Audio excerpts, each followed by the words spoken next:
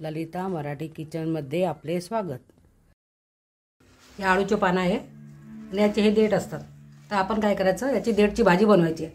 तर असे देठ कापून घ्यायचे, असे आणि असे सोलून घ्यायचे। असे साल निघते याची, अशी असे साल काढून घ्यायची, याची वरची साल काढून घ्यायची। ते कडक असते।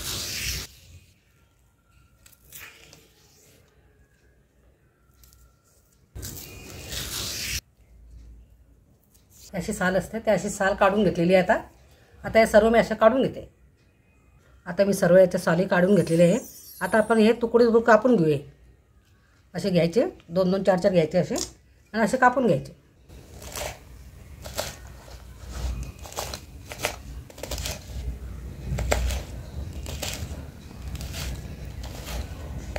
आता मी सर्व कापून घेतलेले आहे।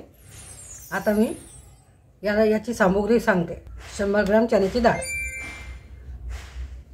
गरम मसाला 1 चमचा, धनेपूड 1 चमचा, हळद अर्धा चमचा, जिरे 1 चमचा, 5-6 लसणाच्या पाकळ्या, अद्रकचा तुकडा आणि लाल तिखट। 1 कांदा घेतलेला आहे चिरून फोडणीसाठी, 1 टमाटा घेतलेला आहे चिरून घेतलेला आहे आणि कोथिंबीर। आता आपण हे डाळ उकळायला टाकू। आता आपण हे डाळ शिजायला टाकू, चण्याची डाळ शिजायला टाकू।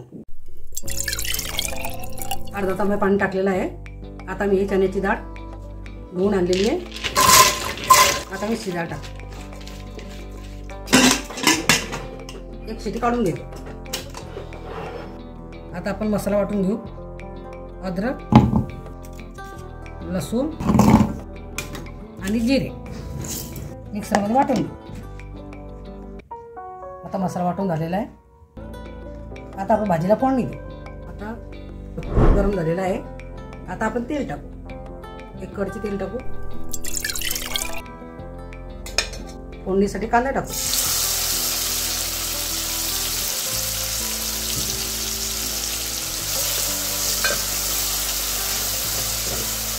आता कांदा थोडा फ्राय झालेला आहे। आता आपण वाटून घेतलेला मसाला टाकू।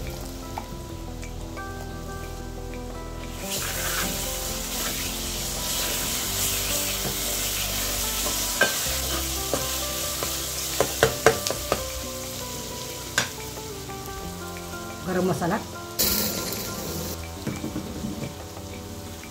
धने पावडर, हळद, लाल तिखट। आता हे छान चांगलं परतून घेऊ। मसाल्याचं पाणी टाकू। आता कांदा चांगला फ्राय झालेला आहे। आता आपण टमाटा घालू।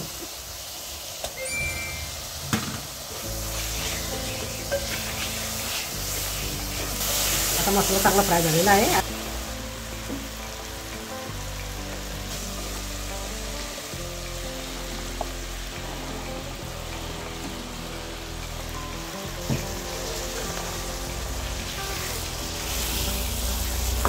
असं मस्त व्यवस्थित परतून घ्यायचं।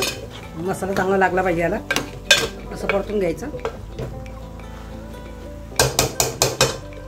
थोडं पाणी घालू, 1 वाफ काढून घेऊ। आता मस्त 1 वाफ काढून घेतलेली आहे। आता आपण ते शिजवलेली डाळ घालू।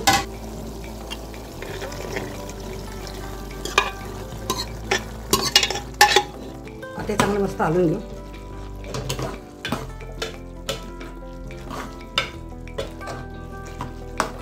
अर्धा ग्लास पाणी घालू। झाकण ठेवून 1 उकळी काढून घेऊ। आता आपण चवीनुसार मीठ टाकू।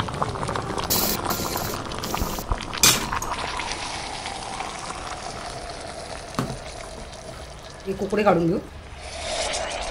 आता भाजीला छान उकळी आलेली आहे। आता आपण कोथिंबीर टाकू।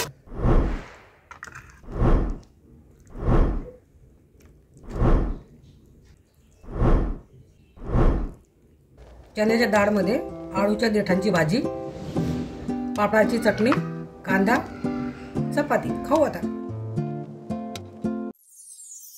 रेसिपी रेसिपी आवडली असल्यास चॅनलला शेअर, सबस्क्राईब, लाईक करा.